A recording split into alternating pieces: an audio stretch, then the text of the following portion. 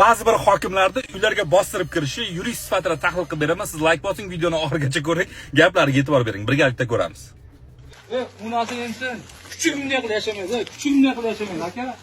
Buni qarang, bular oshxonaga qarang, musirligini, aka.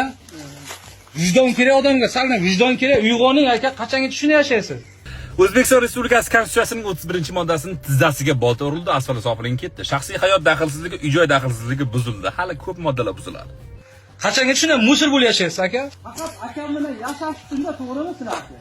Men o'tlar tozalasangiz nima qiladi? Oshxonaga qarang. Ayol kishi oshxonasi shunday bo'ladi. Bu bo'lsa Aytgancha 46.1-modda Ma'muriy javobgarlik to'g'risida kodeks. Shaxsning sirlari yig'ilyapti, tarqatilyapti. 16 million so'mgacha jarima. Hali davom etamiz.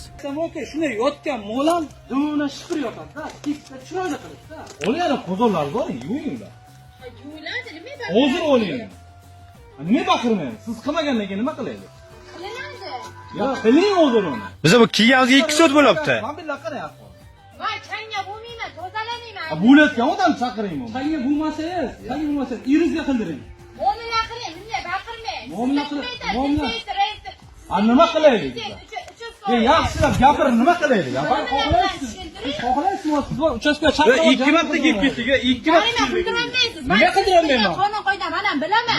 Malades, opa, sizga respekt. Qonun qoidalarini mana shunaqa biling, haq-huquqingizni talab qiling. Mana bu yerda ketdi. 46.2-modda. Sizni syomka qilyapti, sizni ruxsatingiz tarqatilyapti, sha'ningizga, qadr-qimmatingizga putur etyapti, 20 million so'mgacha jarima. 3-modda o'sha buzilyapti, ha. Qidirolmayman jarima. Turishingizni qarang, musirga bo'tyapti hamma joyingiz. Videoga olmang. Olaman. Shuni yozayotgan joyim. Men yozavering, mayli, yozavering. Yozavering. Opa, yozing, ishoning, yozing, dahshat bo'ladi. Olgan joyingizga. Xonalarni tozalabgina yozing. Tushundingizmi yozsangiz ham? Keyin bu yerda tekshirmaydi, stalbalarni tug'iladi. Nima tekshirmayman? Yo'lni tug'iladi. Nima tekshirmayman? Stalbalarni tekshirish yoki uni ham o'zining egasi bor. Nima o'z 4 oydan beri gaz kelgan yo'q, gaz. Assalomu alaykum. Nima gaz kelmaydi? Jinoyat kodeksi, endi jinoyat kodeksiga o'tamiz. 206-modda. Hokimiyat yoki mansab vakolatiga kirmaydigan, misol uchun taksis inson doktorlikda ishini qilgandek bo'lyapti. Sodda tushuntirganda, kirmaydigan vazifani qilib fuqarolarga zarar yetkazadigan bo'lsa, 3 yilgacha qamalga ketishi mumkin. Qonun degan narsa bor, ishlaydi, faqat haq-huquqlaringizni bilish kerak, ishlatish kerak o'sha qonunni. Eng oson yo'li meni profilimga obuna bo'lib qo'ying. Men sizga sodda tilda, xalq tushunadigan tilda o'rgatib boraman. Misol uchun uchastkovoy bo'ladimi, mahalla raisi bo'ladimi, hokim bo'ladimi, meni uyimga kirmoqchi bo'lsa, yo'q deyman. Sud stansiyasi bo'lsa, sud uyimda tinchishga buyrug'i bo'lsa, ana shunda mayli kiring deyman.